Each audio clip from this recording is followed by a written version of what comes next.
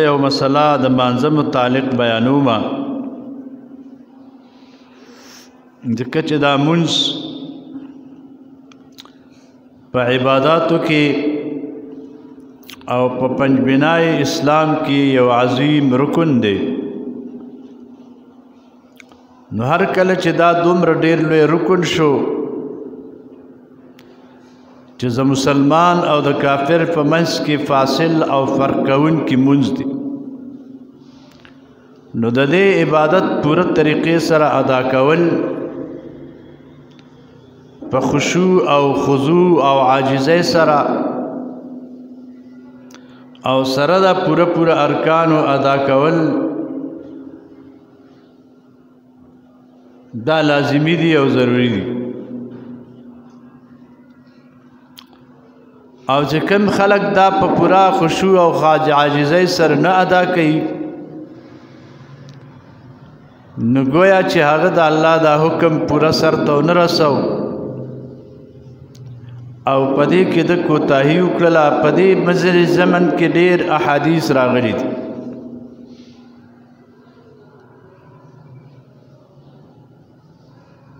د ابن عباس رضی الله تعالی عنهما روایت ته دیوی چې رسول الله صلی الله علیه وسلم فرمایل چې لا تجزئ صلاة نکیږي او نه روا کیږي مونځ د هغه کس لا یقیم الرجل فیها صلبه فی الرکوع والسجود چې دې نه برابرۍ شاخ خپله په رکوع کې او په سجده کې. رکوع کې به شا بالکل سیده او پلین ساتي، دا سر به د شا سره برابر ساتي، نه به ډېر ټیټوي ته او نه به اوچتوي. داسې دغه شانتې رکوع کې او سجده کې هم هر اندام به خپل ځای ته رسئ، کونډۍ به مستقلې، خپې دواړه پنجې په ځمکه مستقلې، لاسونه مستقل، تندې او پوزه او منځ د سینې او د ځمکې کې به دا فراخوالی ساتي. نو سجده به ستا برابره راځي، ملا به دې پکې سیده راځي. ځکه رسول الله مبارک فرمایي اذا احسن الرجل صلاته، کله چې یو سړی خپل مونځ ښه طریقې سره ادا کړي، فاتم رکوعها وسجودها، دې د هغې رکوع پوره وکړي او سجده یې پوره وکړي، و ارکانها او د هغې ارکان هم پوره ادا کړي. نو فقالت الصلاة، دا مونځ ورته وایي دې انسان ته حفظک الله، الله تعالی دې ستا حفاظت وکړي، کما حفظتنی، لکه څرنګه چې تا زما حفاظت وکړه. مونځ ورته دعا کوي. فترفع، او دغه مونځ بیا د الله تعالی دربار ته پورته شي. و اذا اساءت الصلاة، او هر کله چې یو انسان مونځ ګډوډ وکړي، فلم یتم رکوعها وسجودها وارکانها، او دې دا رکوع او سجدې د هغې پوره ادا نه کړي، نو فقالت الصلاة، دا مونځ ورته وایي ضیعک الله کما ضیعتنی، الله دې تا ضایع کړي لکه څرنګه چې تا زه ضایع کړم. مونځ ورته خیرې کوي. وی فتلف کما یلف الثوب الخلق، وی دا مونځ راغونډ کړي شي لکه څنګه چې زړې جامې راغونډولی شي خلک. او فیضرب بها وجهه، د ده په دې مخ باندې ورویشتي شي. دا دې واله دا ستا هغه مونځ دی چې تا ګډوډ کړی دی، هغه قبولیت ته بره نه خیږي. بعد انسان په مانځه کې اخوا دېخوا سترګې اړی راړی، کږی را کږی، رکوع داسې کوي لکه یو ټونګه غونته کې، سجدم داسې کوي لکه یو ټونګه چې وایي، نو دغسې مونځ ته نبي علیہ السلام وایي چې دا قبولیت ته نه ځي. رسول الله مبارک نه منقول دی چې ټول اخلاص په دریو څیزونو کې دی. اول دا چې ان تطلب بصلاتک رضاء الله، ته چې مونځ کې نو په دې خپل مونځ باندې د الله تعالی رضا ولټوه. یا الله زه ستا د رضا دپاره کومه چې ته پې مانه راضي شي. ولا تطلب رضاء الناس، د خلکو رضا پې مه لټوه چې خلک کوي چې دوه څنګه ښه مونځ کوي وګوره او لګیا دی او څومره په دغه داسې مه کوه، بلکې د الله رضا دپاره یې ښه وکړه. دویم دا چې ان ترى توفیقا من الله، ته چې مونځ کې نو وګوایه چې دا د الله ماله توفیق راکړی دی چې دا عبادت څه کومه. دا مه وایه لکه د شیطان چې زه خدای تعالی مونځ کوم او تعالی دا کوم او تعالی دا کومه. نه، دا تعالی الله توفیق درکړه، شکر وباسه، عاجزي پې وکړه. او دریم دا چې ان تحفظها مع الارکان فیها، ته سره د ارکانو محفوظ کا. څونه د دې ارکان د مانځه چې دي دا محفوظ کا، حتی تذهب بها مع نفسك یوم القیامه، دا چې ته ځان سره محفوظ وساتې، همیشه او دائمې وکې، نو دا به تا سره قیامت ته ځي، میدان د محشر ته به دا مونځ تا سره ځي. او رب کریم وایي چې چا یې ونیکي ځان سره میدان ته راوړې ده نو زه به پې دله 10 نیکۍ بدل کې ورکوم. من جاء بالحسنة فله 10 امثالها. او دا یو نیکي چې ته ضایع کې نو بیا خو تا ته نیکۍ اجر نه ملاوي.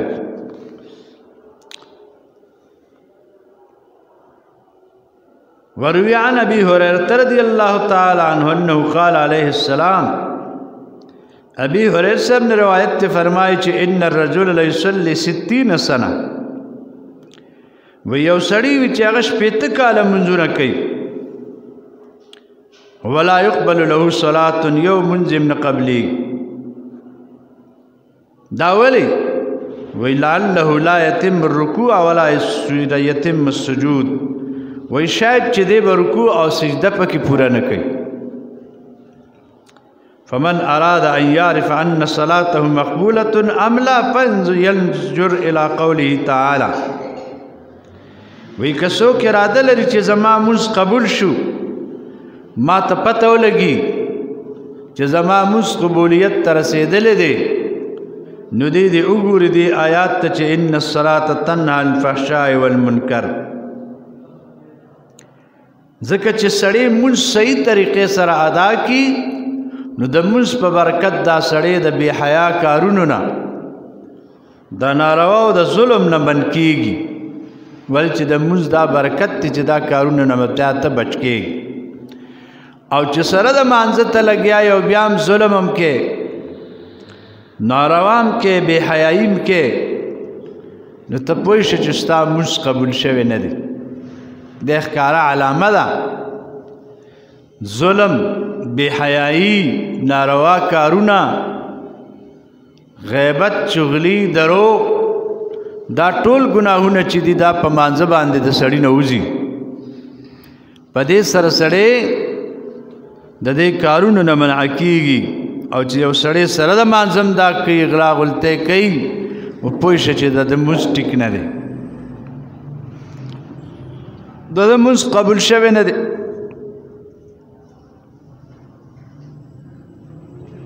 رسول اکرم سید عالم صلی الله علیه وسلم له یو سړی راغ، یو ځوان فتا من الانصار یصلي الصلوات الخمس، هغه به 5 وخته مونځ کو پابندۍ سره. فقال عليه الصلاة،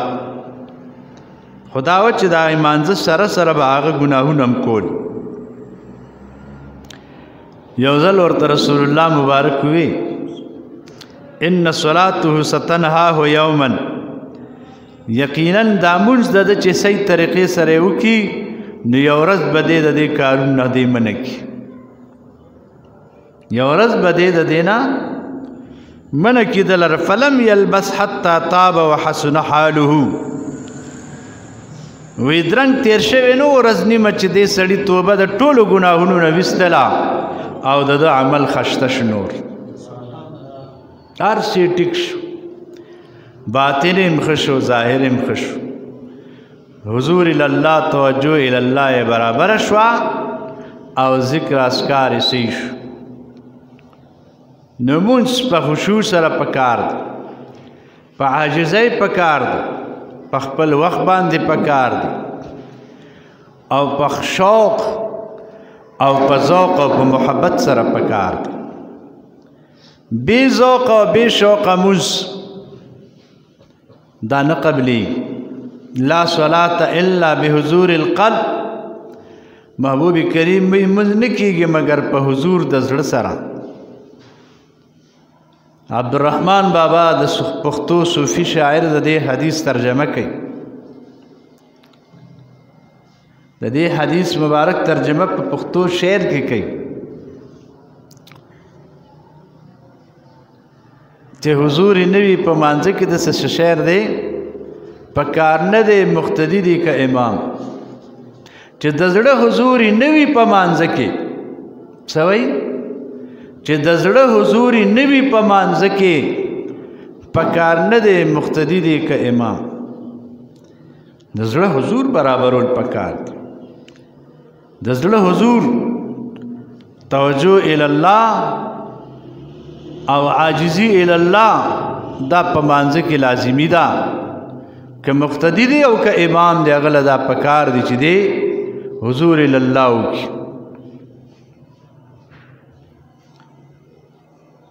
وعن الحسن رضی اللہ تعالی عنہ دا حضرت حسن رضی اللہ تعالی عنہ نے روایت تھی ان النبی صلی اللہ علیہ وسلم قال نبی علیہ السلام فرمائے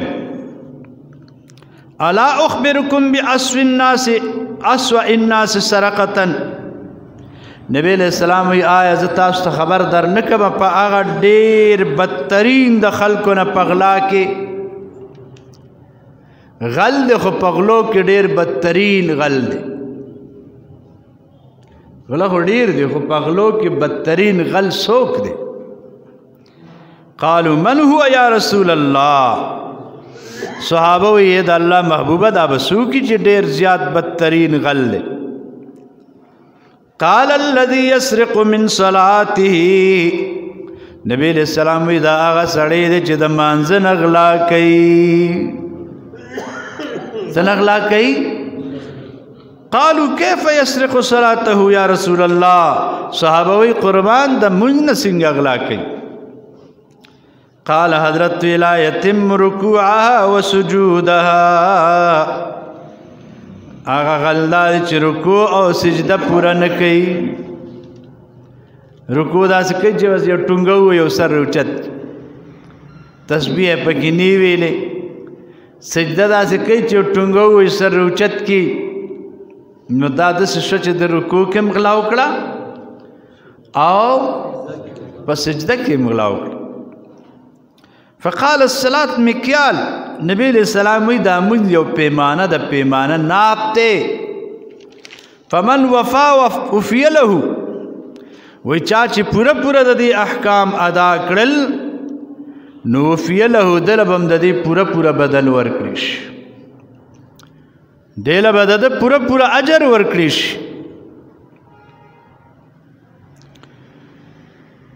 او چا چې ومن خفف او چا چې د دې نامونه ارکانونه پورا ونه کړل نو فقد علمتم انه سارق پس تاسو پیش شئ چې دا غل دی غل خو یوازې دې ته نه وایي چې د چا نه پیسې پټوي یا بل شی پټوي د عبادت غلم شته او په بعضې طالبانو کې د کتابونو غلم کتابونه پټوي زمانه ډېر کتابونه خلک وړي بیا نه دي راوړي بې سره به څه کوو اوس میلاویږي بازار به هر صورت دا مې خوشطبي وکړله رسول الله صلی الله علیه وسلم فرمایي د عباده ابن ثابت نه حدیث روایت ته نبی علیہ السلام وایي 5 صلوات افترضهن الله على عباده 5 منځونه دي چې دا الله تعالی په خپلو بندګانو باندې فرض کړي دي ومن احسن وضوءهن وصلاهن لوقتهن چا چې مزیدار او ښکلی اودس وکړه او دا منځونه په خپل وخت باندې ادا کړل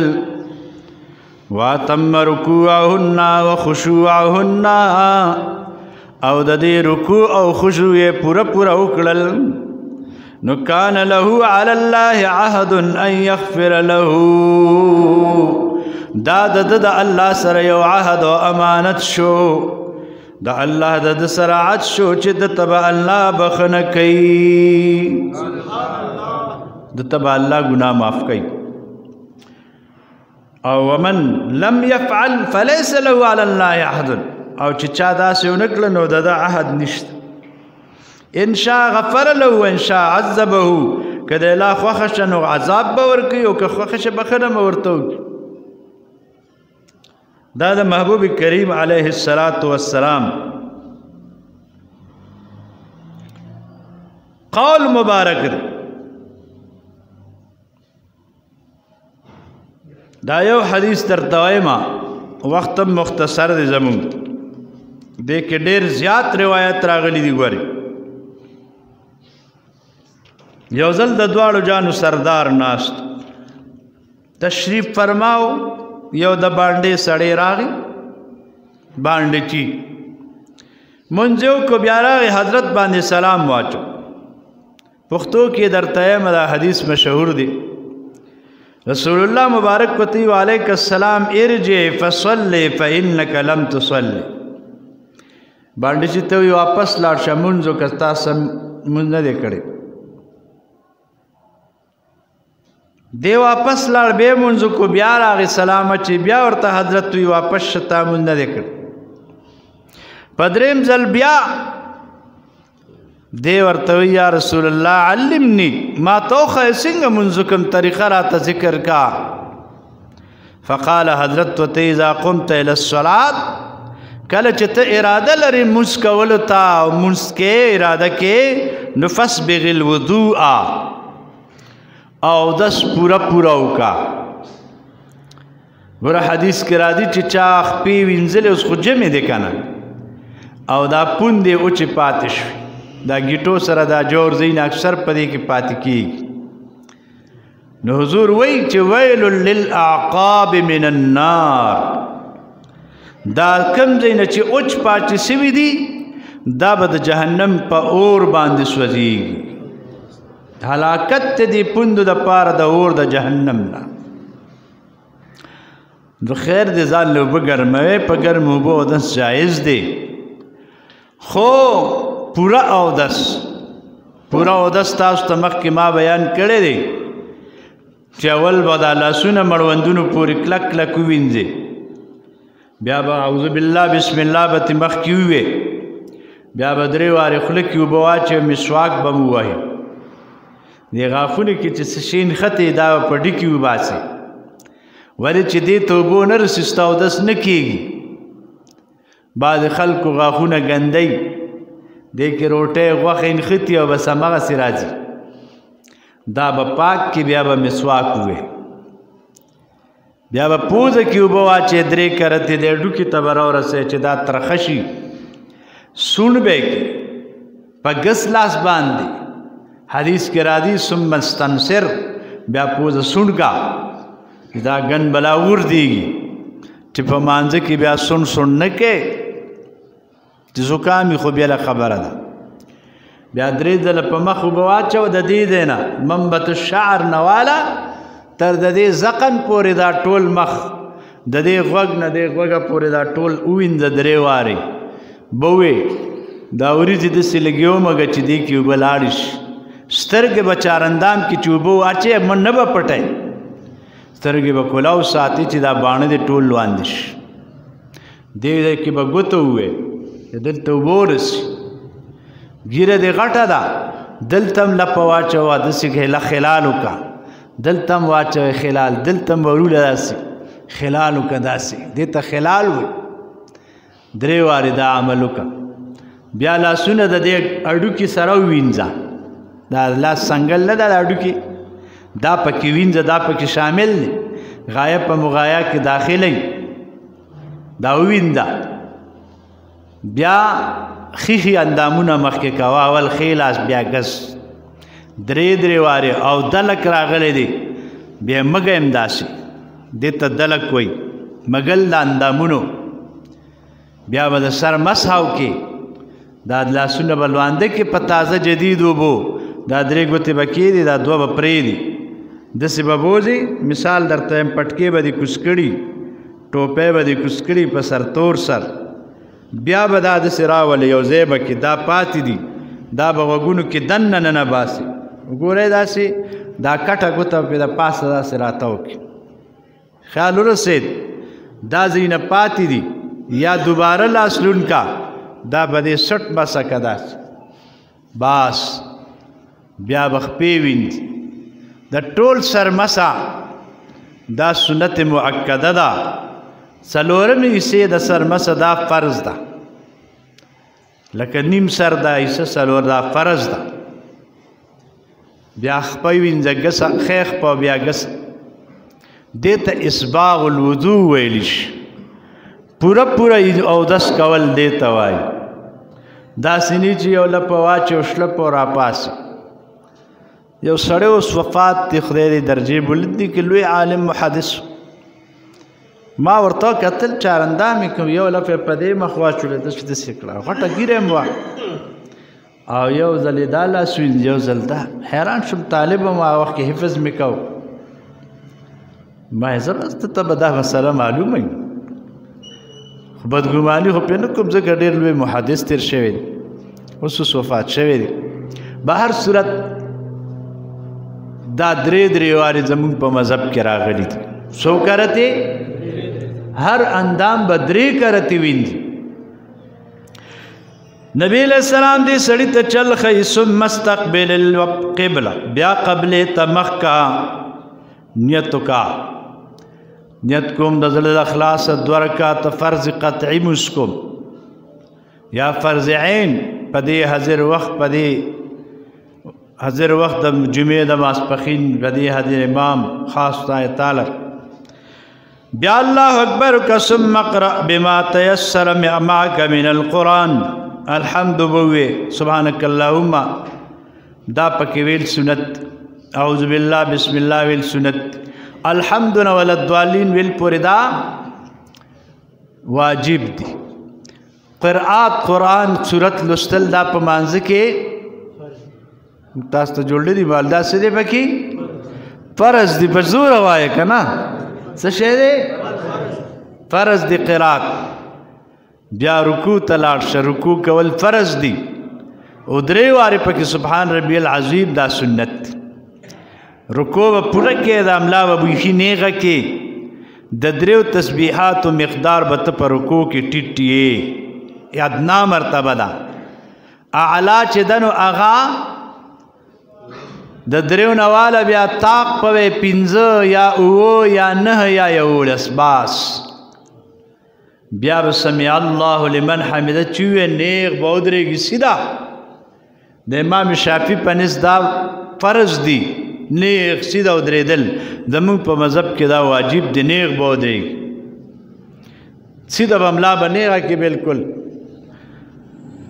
بیا به لاړ شي سجدې ته سجده کې به اول کونډې کېدي بیا به دا لاسونه سیده قبلې ته کېدي کلاو دا تندې دا به اول کېدي بیا به پوزه ولګوي په ځمکه د دې دواړو لاسونو په منځ کې د خېټې او د لاسونو د دې مټو منځ کې به جداوالی ساتي او داسې به نه کې داسې به ساتي نو علا وستا سجده صحیح راځي شا تخپی به نوچته د خپو پنجې به د پزمکه قایمې پرتې وي مونځ به صحیح طریقې سره کېږي نو بیا به د برابر کړي او په خپل وخت باندې به کې یعنې بیا به درنه تپوس کوي محبوب فرمایي بیا پکې قرآن ووایه ثم ارکع ثم ارفع حتى تستوي قائما ثم اسجد حتى تطمئن ساجدا ثم ارفع حتى تطمئن جالسا چې د سجدې نه راوچت چې د اولې نه نو صحیح نیغ به کښېنې ښه دومره به نیغ کښېنې چې ته پکې ښه پوره دوه درې وارې سبحان ربیل تسبیح سبحان الله پکې درې ځله ویلی شي سبحان الله نیغ بیا به دویمه سجده بیا به راپاسې په هر رکات کې به دغسې کوې نو چې داسې وکړې نو ستا مونځ وشوه صحابي ته وایي نو ستا مونځ به څه شي تمام او صحیح به شي او که چېرې داسې دی ونه کړل نو ستا مونځ چې دی پوره نه دی هغه صحابي وی یا رسول الله باس زه به دغسې کومه دی نه بعد نو د مانځه خیال به ساتې رابعه بصري دا یو ډېره لویه ولی الله تېره شوې ده دی به مونځ په پوزکي باندې کو یو شپې مونځ کو په خپله کوټنۍ کې او په دې پوزي کې ستن ده ستن پېژنې د ګنډلو ستن ته چېرته پاتې شوې ده پکې او ډېره په عاجزۍ مونځ کوي لګیا ده او په توجه ده او استغراق کې ډوبه ده چې سجدې ته ملاړه نو دا ستن د دې په سترګه کې لاړه سترګه یې وله خوږ کړه خو ولم تشعر اصلا بالکل پوه نه شو چې زما سترګه خوږ شوې الله به داسې وشو او ټوله شپه به یې مونځ وکړو او بیا به یې سهار کې په ځان را باندې کړی او جړل به یې ټسه ځان به یې دې نفس ته به یې وې ټوله شپه په قبل غفلت کې تېره تا څه عبادت وکړو حالانکې ویښه به یې تېره کړه بیا به یې وې یا الله ما خو څه عبادت ونه کړو خو دا ستا احسان و نو زه د دې په شکریه کې به زه سبا له روژه ونیسم نو بیا به سبا روژه وه بیا به دا چلو د هغې رابعه بصري زه بس کومه دا خبره